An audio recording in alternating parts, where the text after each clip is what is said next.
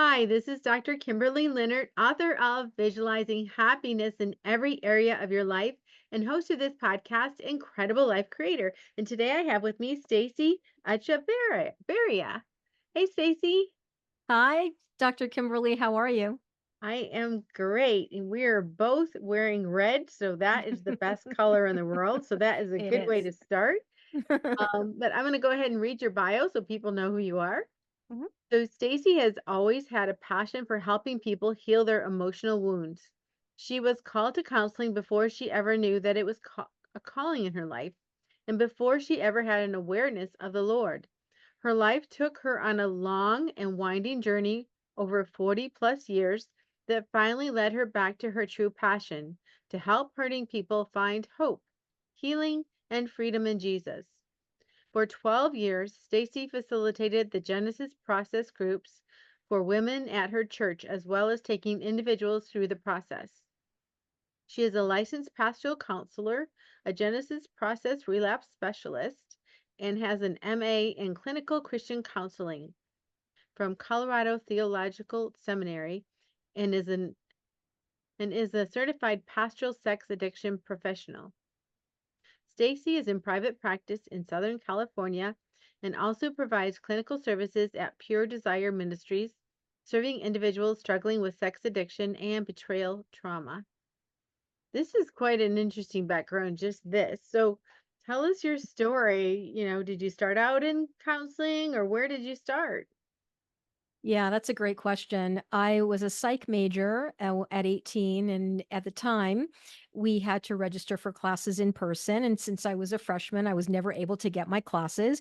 So I did a lot of the general education courses, and I was also involved in an actor's workshop, and I was an apprentice, and I loved theater.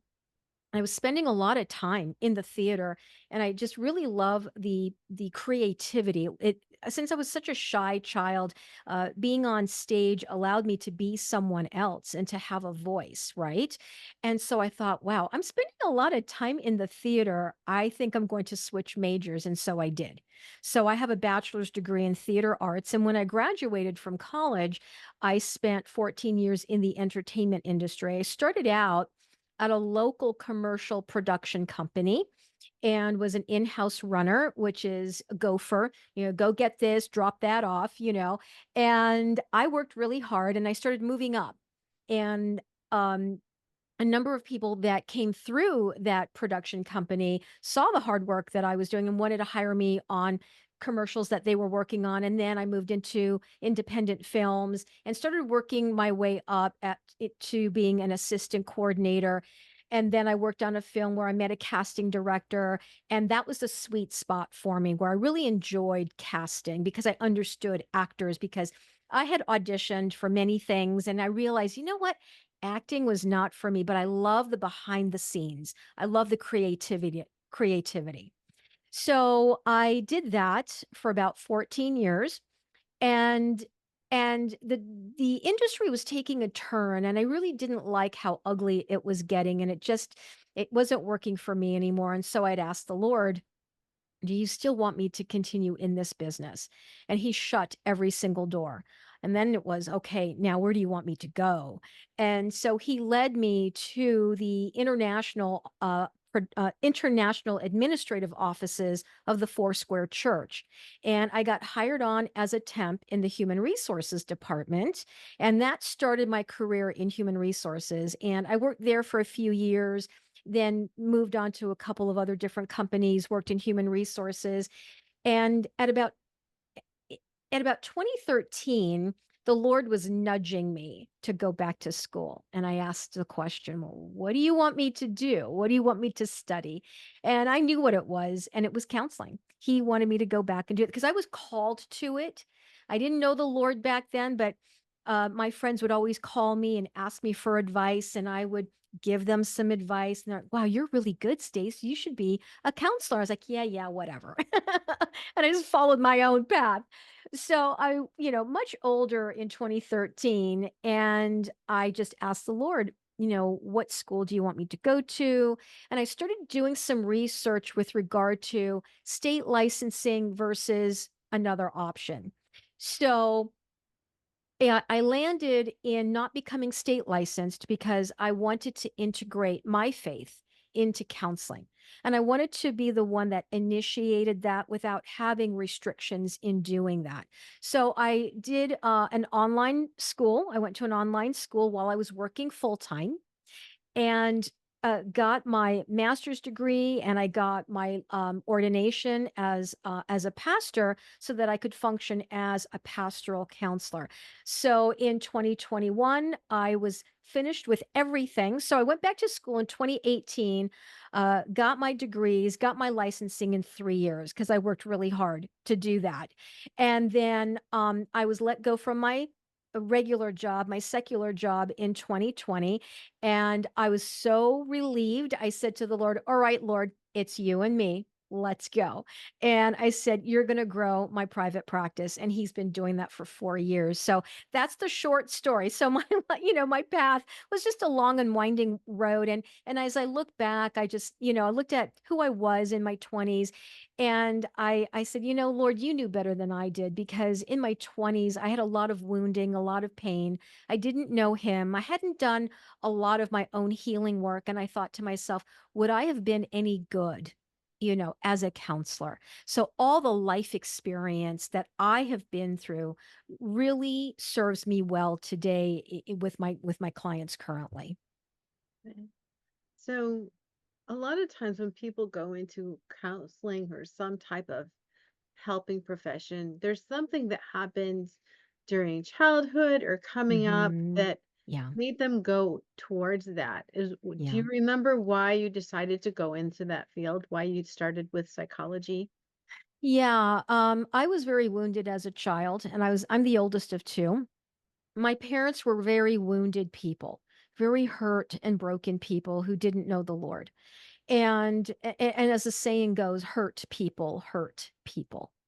And the Lord has created me with a tender heart and very sensitive. And so I was always wired that way, to be someone that would listen, that would lend support or offer support. And not because I wanted to gain anything, but because I truly wanted to help. True story. In kindergarten, we were supposed to create a drawing or whatever of what we wanted to do when we grew up. And I wanted to be a nun. Why? Because I wanted to help people, because I thought nuns helped people. And my kindergarten teacher actually had been a former nun, and I loved my kindergarten teacher, Mrs. Knight. So she was a hero of mine, if you will. She was so kind. And so that's what I associated, being a nun with, and all of that. So I wanted to be someone that helped people that were hurting, because unfortunately, in my family of origin, my parents were not equipped to help me with the big feelings that I had, the pain that I was dealing with. I was taught to not cry because that was weak, and to be strong. And you don't talk to anyone about what's going on. So who was I to turn to? Yeah, and that's the story for a lot of people. Yeah, And it's hard for them to open up. And a lot of families say, no one, nothing goes outside the family. that's exactly it. That's what my mother said. What happens in this family stays in this family. But when you come from a dysfunctional family that doesn't know how to communicate and resolve conflict, nothing, it doesn't go away. Nothing gets resolved. So then it internalizes. And I coped with a lot of anger, and my parents were angry people because there was nowhere their feelings could go other than expressing outwardly in that way. Mhm. Now, you said more than once, um, that was before I knew the Lord. So, what are you talking about? And when did you meet the Lord? Yeah. So I grew up in a household where faith was not a factor in our lives at all. It wasn't impressed upon my brother or myself. My mother was Armenian. My dad was Jewish, but they weren't really practicing in their faith. And I went to, the Greek Orthodox Church. That didn't do anything for me, and I didn't really know a lot about faith at all. And in as a teenager and in my early 20s, I was questioning whether God even existed because of certain experiences that I had had, where I thought, if God is who he says that he is, why would he allow bad things to happen? Right? That's a question everyone asks. Mhm. Why does the Lord allow that to happen? And so I got really angry and I said, there's no God. And I spent a number of years being an atheist, not believing that there really was a God. And I looked at my own family of origin and I'm going, well, my mother goes to church, but I'm not seeing God anywhere because of the way that she would behave out of her own pain. So life started to get really, really difficult for me. And I thought to myself, there has got to be more than just me being in charge of my life because it's not getting better. And I was dealing with a lot of depression as well. There was a year in college where I was feeling very suicidal. I spent a year thinking about it. And I had great friends in college who knew. And they came around and they were very supportive. And I was able to come out of that. I don't know where I would be right now if they hadn't. So I don't even want to think about that. But I was able to come out of that. And in my late 20s and early 30s, I was exploring different things. And so I started exploring New Age and I started exploring witchcraft. My mother would tell fortunes. That's what she would do. So I grew up in that. Um, so delving into tarot card readings and astrology and rune tiles wasn't foreign. It was just an addition, an extension, and some weird things started to happen. And I'm like, what is going on here? And it just got darker and darker in my life. Now, what people don't know is that I have an extensive dance background. I studied since I was a kid, and I'd been out of dance classes for a number of years. And there was a friend of mine who asked me if I wanted to take a flamenco dance class with her. And I said, yes, not knowing what I was going to get into, but it's a dance class and I'm going to go. She didn't show up, but I did. And I so connected with the music. And the more I researched flamenco, the more I realized why I connected on a heart level and a soul level is because my dad was a Sephardic Jew and they were Spanish Jews from Spain. Mhm. Okay, makes sense to me now. And it was in my dance class that I met this amazing woman who was telling me about Jesus. And we became very close friends. And I just watched her and I thought, wow, I've met Christians along the way and I wasn't seeing evidence of Jesus. But this woman truly walked it out. And she answered every question I had until I ran out of questions and excuses to not say yes. And Jordan is still a very dear friend of mine. She's one of my best friends. I see her frequently. We've known each other for 27 years. She led me to the Lord. And when that happened, my life changed forever. So that's a little bit of my story in coming to know him and why and how the Lord used my love of dance. And it was no coincidence that I met Jordan in a dance class. I was there to learn flamenco and I studied for 4 years. The Lord had another plan. Exactly. Oh. So once you actually made that decision, what was that experience like and how did things change for you? Yes. So the beautiful thing about this story is that Jordan then discipled me for 2 more years. And so 3.5 years of her pouring into me and ministering to me and answering questions and, showing me, bringing me to a church that was a Bible teaching church. And things started to make a lot more sense. And I was just hungry for knowing the Lord. And I wanted to know him. I wanted to know, Lord, what am I here for? What's your plan and purpose for me? Right. And in the journey, when I was working in human resources, that first job, I met a woman at that job who led me to the Genesis process, which is an emotional healing, faith based process. And I was newly married at the time. And that started the work of healing in me. So I say I was saved twice by Jesus, Mm. once as my savior, and again when he stepped into my healing. Beautiful. So you were just a new married person at the time. Yes. Did your husband notice changes in you? That's a great question. He did. He was like, what's going on? What are you doing?" And I said, "Well, it's called the Genesis process." And he said, "Well, I want to know more about that." And I said, "Well, by the way, Michael Dye, who is the person that the Lord downloaded this process to, he's going to be in town and he's going to be having a 3-day seminar over the weekend.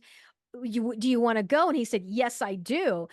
While I was going through my own healing process, and I continue to be in my process, right? Because I no one's arrived. The Lord whispered, "Take this to women." And I said, "Okay, but you have to tell me how I'm going to do that." And so my husband was very interested in this, and we went to the weekend seminar. And as we're driving home, he rarely will say this. So I knew it wasn't a manipulation. He said to me, "The Lord told me we need to take it to the church where we were at." And I said, "Well, you go talk to pastor." So he did. And he had and so we had 3 conversations with the pastor, and the pastor said he gave us the go ahead, and it took 9 months to present it to the church, and we started taking men and women through this emotional healing process that is rooted in faith, in the Bible, but with also the science to back it as well.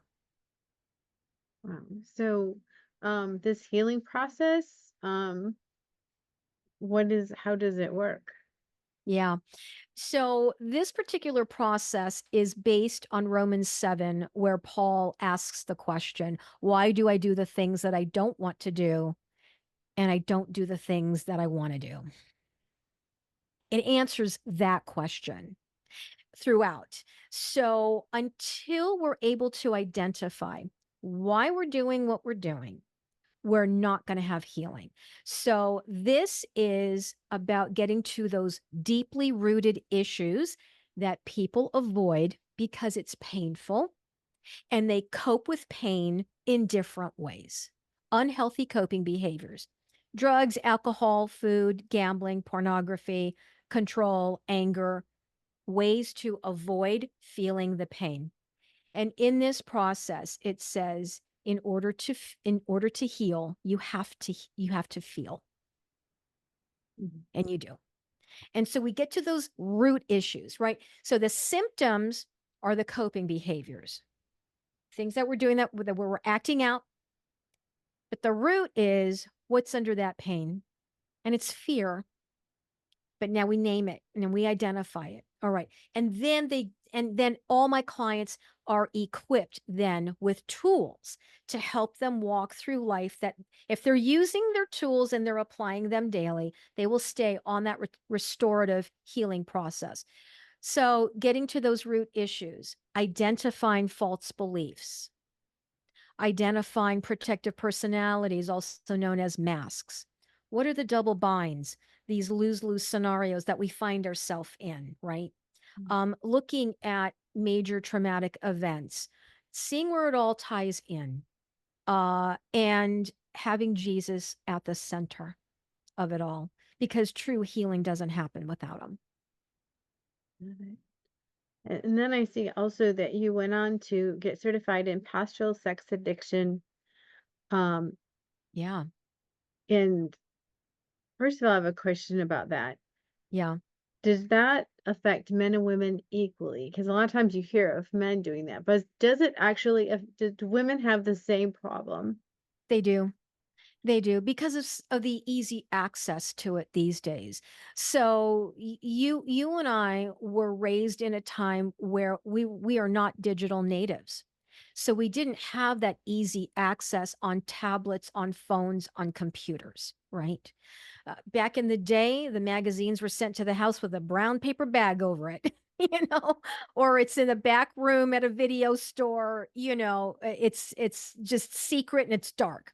Now, with the advent of technology and the internet, um, there is so much easy access to it and at younger ages as well that you could be alone in your room and no one knows, Mhm. right? No one knows.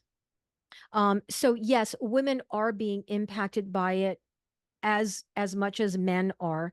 And unfortunately, Dr. Kimberly, so are kids at younger and younger ages, like 5. Mm. The average age used to be 13, 14, so in the teen years, but because of the easy access these days and how young kids are when they receive a device, 3, 4, 5 years old, seeing these images. And you may have all the great software tools on there that can protect, but I'm telling you, there are people out there that know how to intercept that and the images come through.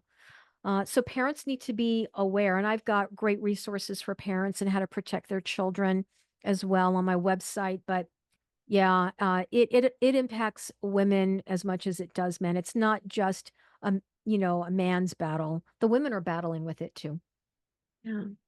And so when you say children, I'm thinking, Yeah. as a child, do they even know what they're looking at? No, they don't. They're confused. And that's why for parents, to not be alarmed and to not frighten their children, but to be a safe landing place for their kids to come and ask the questions. What am I seeing? Right. And not making them feel like they're bad for having seen it. Cause sometimes it's just so innocently that they're seeing it. And even kids at school, oh, hey, I want to show you something. Well, you can't control that. But you can equip your children as to what they can say when something like that does happen. Mhm. Right? Oh, right. Oh, okay. We don't look at those pictures at our house, right? Not to shame the other kids, but we don't do that, right? Mhm. And then, when the kids they feel shame when they see stuff like that, but having open dialogue with kids where they know mom and dad are safe and I can come to them and talk with them about what happened. And then mom and dad will explain to me what I saw and why we don't look at these images anymore. Mhm. So, there are some people that would say, well, what's the harm in this type of entertainment? They get pleasure out of it. Maybe they're alone, or they have a partner that no longer looks the way they looked when they were 20. And And so none they of us want to have do. this fantasy. So Right. why Right. is this so Right. damaging? Well, number one, it gives individual an unhealthy view of sexuality and the God-given design for sexuality, and that is within the context of marriage. Okay. Um, the other component that people don't really know about, which I'm going to share here, and it was not surprising to me, but when I had learned, I thought to myself, that makes a lot of sense. I was watching a documentary called Nefarious Merchant of Souls, and it's by a production company called Exodus Cry, and they do great productions here. They are at the forefront of fighting human trafficking, sexual sex trafficking. So I was watching this particular film, and I caution people to watch this film because the content is disturbing. I had to watch it in 30-minute increments. It was that disturbing to me. But what I got out of it was pornography today and the industry today is different than when you and I were kids. It's a lot more risky. It's a lot more dangerous. It's a lot more violent. And many of the women in pornography are sex trafficked. So they're slaves, they're sex slaves. And the more people consume this, the longer those women are staying in bondage and they can't get free. So we are hurt. Other people are being hurt. There's that saying, well, no one's getting hurt. Well, I'll tell you who's getting hurt. Those women, you're getting hurt. And if you're married and have children, they are as well, because you're not present. You're not present with in your relationships. This is isolating, and it just gets you in a really bad space. It rewires your brain. It's unhealthy. But the beautiful thing in the way that the Lord created the brain is that it's so resilient that when you go through your healing process, it can rewire back to health again.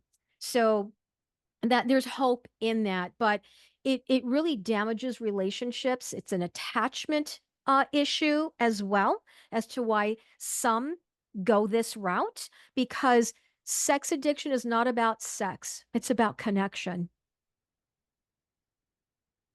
Interesting. So when people can't connect in the real world, Yeah, they're somehow connecting with those images. exactly. Exactly. Because they're paying for it.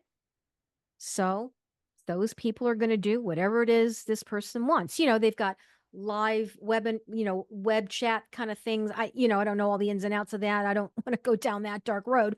I've done enough research where I'm going, yeah, I don't need to delve into that any further. There's a lot out there. There's more and more stuff that's coming out. That's really like anime, hentai. It's hentai porn, which is animated porn. It's just, it permeates a lot of different places. So really connection. So when we think about how the Lord created us, we were created to have relationship with him and relationship with other people. Pornography does not allow us to have either, Mhm. because there's a lot of shame around it too, because it's not acceptable, right? Although in the current climate that we're living in, it seems like it is, and it's being normalized. It's being normalized, but it isn't. It isn't. It's not healthy. It is very dysfunctional, and it damages relationships, because I work with clients where the men have struggled with sex addiction since they were teenagers. So now they're 40, they're 50, so decades, and their wives are finding out. Some are finding out for the first time. So now there's betrayal trauma, and they look at their husbands and like, I don't even know who I married. I don't know who they are. I don't know who they are, because the men have been so deceptive and so well at hiding. It damages relationships. So do couples come back from this? Yeah, they do, if they do the work, and they have to do the work. And I'm not going to lie about this, because I don't. I don't lie about this stuff. Any healing work is going to be hard. It is going to take time, and it requires commitment and consistency. And it is going to be really, really painful. It really will be. But it is so worth it when you consider the cost of staying where you're at compared to the cost of being in a healthy relationship. If you don't change, you're going to lose everything. And people will sometimes gripe about the cost, the financial cost. And I'll say to them gently, there's a greater cost if you go through a divorce, Mhm. not just financially. There's a greater cost. And you can come back from this and be stronger and restored and have a beautiful marriage. But that's both people going through the work and committing to it, right? And not trying to control it, but trusting God in the process. Because look, he can redeem it if you let him. And I tell the women, especially the women who are so hurt and so wounded, where they're trying to control everything. He needs to do this and he needs to do that. And I don't want him doing that. And just listen. And I'll say to them, I go, you're trying to control all of this. Tell me what that's about. Well, I just don't want him doing any of this stuff. So tell me what it's really about. And they look at me and I say to them, are you trying to gain safety by controlling all of this? And they'll say yes. And I said, well, let me ask you, how's that working out for you? Do you feel safe? No, I feel like I'm going crazy. I said, right. So what do you do? What do you want to do? I want someone else to deal with it. I go, yeah, let him get an accountability person to look at his, accountability report with the software programs that get put on their devices, right? You're not, don't be the accountability person for him. That's just going to trigger you even more. Release the control, let the Lord deal with him, and you focus on your own healing. Mm. And how many people take that route? I mean, do you A have lot. come in and they're just like, I know in the Christian faith, I mean, Yeah. it's kind of hammered into us. You're not supposed to get divorced. You're supposed to stay together. And I know a lot of people Right. have stayed together in horrible circumstances. They probably should Yeah. go apart. Yeah. So, so after someone's been so hurt, so yeah. Yeah. Yeah. So there have been couples that didn't make it. And it's because one of them won't do the work. They won't commit to the accountability. The excuse is that software is not going to do anything. I know a way around it. And I kind of look at the guys and I go, that's not the point. It's not the point of having the software on there. These are guardrails for you. And if you don't care anything about your wife and helping her feel safe and in feeling safe, rebuilding trust, these are guardrails for you to stay on the restorative path.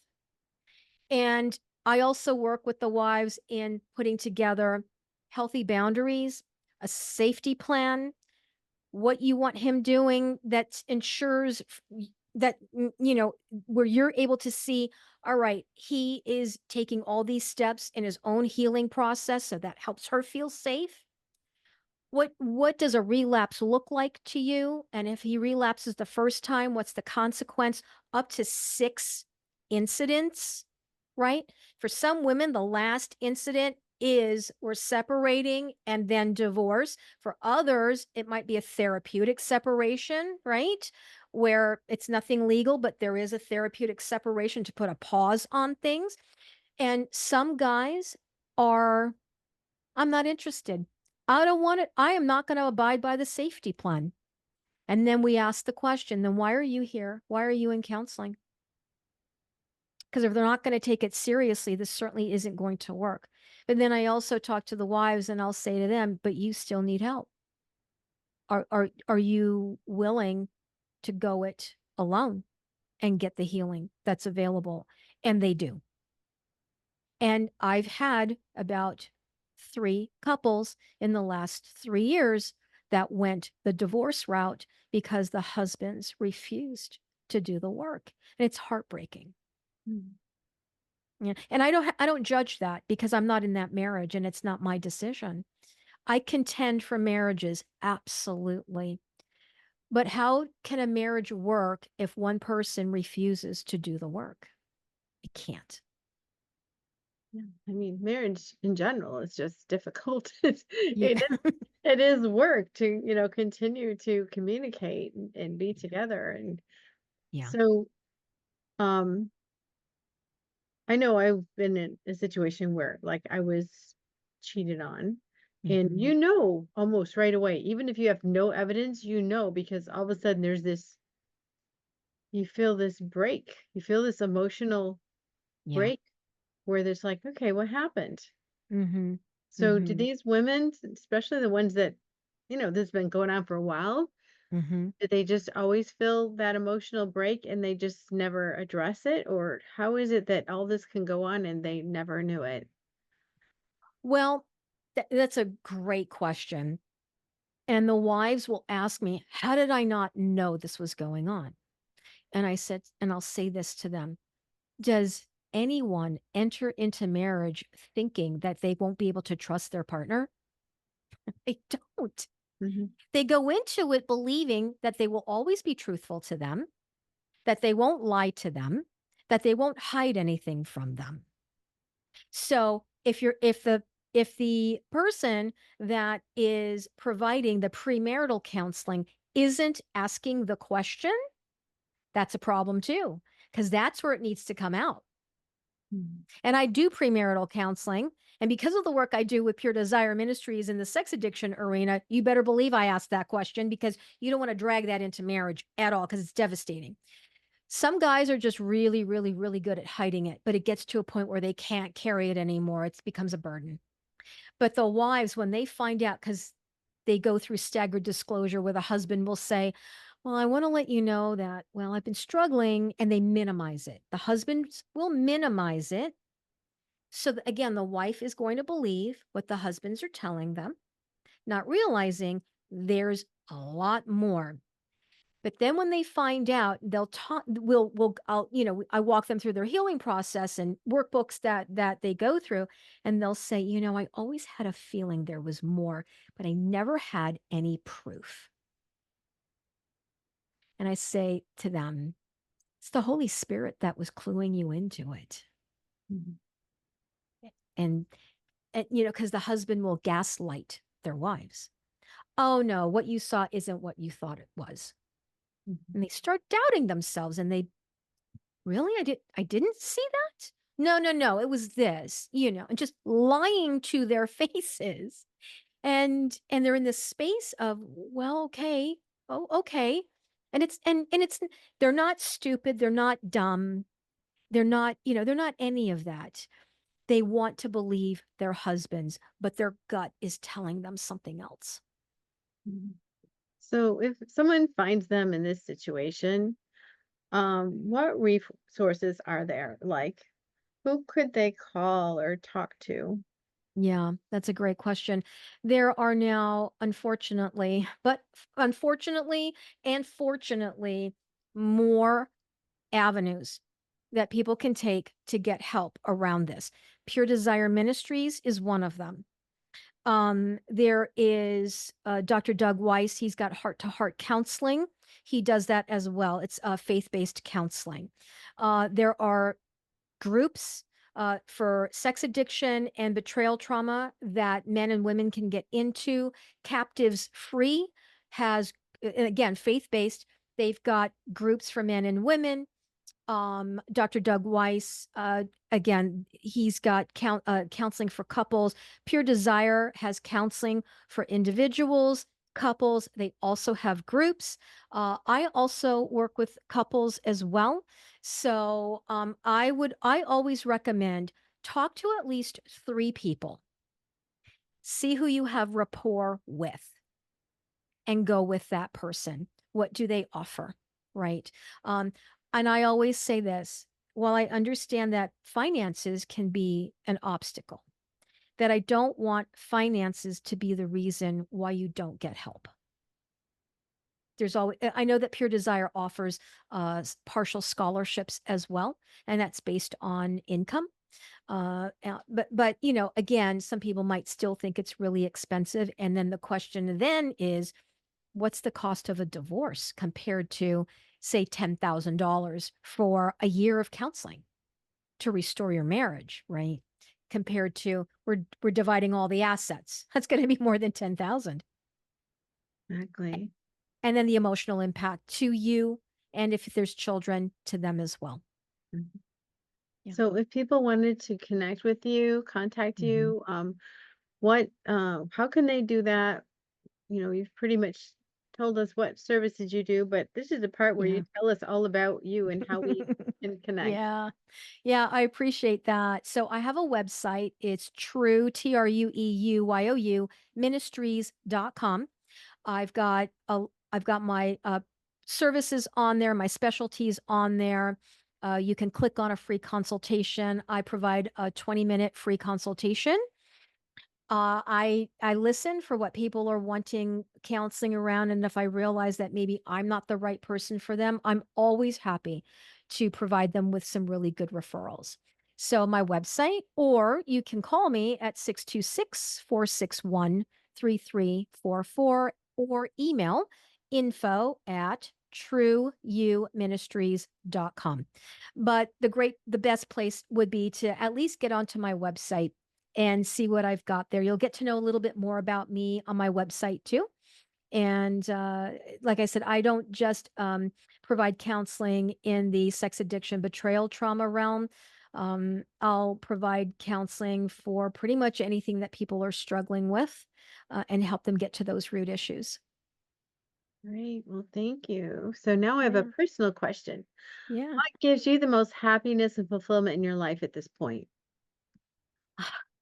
That's such a great question. Um, Walking out my calling. It's the reason I get up in the morning every single day and I ask the Lord, who can I help today? We live, I feel a little emotional. We live in such a hurt, broken, and lost world, but there's hope. And so I get to be the hands and feet of Jesus, extending, my hands to people to say, look, there's help available.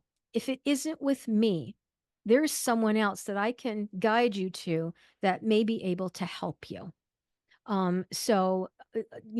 Letting people know that they're not alone, that there is hope, and that there's a way forward that's healthy and fulfilling.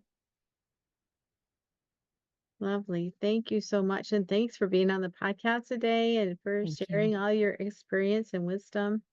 Thank you so much. I so appreciate being on here. Thank you so much for asking me to be on. Yeah. So I have one last question before we finish. Okay. What is your best advice on living an incredible, amazing life? Okay. So let me wrap this up. First of all, follow the path that the Lord has for you. Stay in your lane and don't get distracted looking at where everyone else is going. He has a very specific path for you, right? And it's okay to make mistakes on the journey. That's where we learn the most. It isn't about perfection, it's about progress. That's what we tell our clients too. I tell my clients all the time it's not about perfection, it's about progress, right? Always be curious, always be in a place of learning and wanting to know, right? To don't assume anything about anyone, hear their stories. I love hearing people's stories, and I get to do that for a living because my clients tell me their stories, right? And then, love and have passion for what you're doing. Because if you don't love what you're doing, life becomes a drudgery. And Jesus said, well, listen, in John 10:10, that the enemy or the thief comes to steal, kill, and destroy. But I came to give life and to give it abundantly. Oh, I love So that. Thank you so much. thank you. Thank you. We'll talk to you again soon. All righty. Thank you so much.